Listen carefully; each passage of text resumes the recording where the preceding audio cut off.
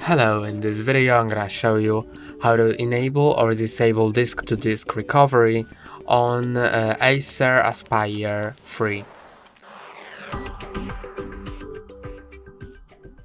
To do it, you need to be in the BIOS, which if you don't know how to enter, there is a video on our channel on how to enter BIOS on this laptop, and once that's done, go to the main tab, then go to D2D Recovery. Now you can click on Enter and set it to disabled or enabled. When it's enabled, you can just press on Alt plus F10 while your PC is turning on before the circle is loading, and it will open the disk-to-disk system recovery. That's all for today. Don't forget to like and subscribe. See you next time.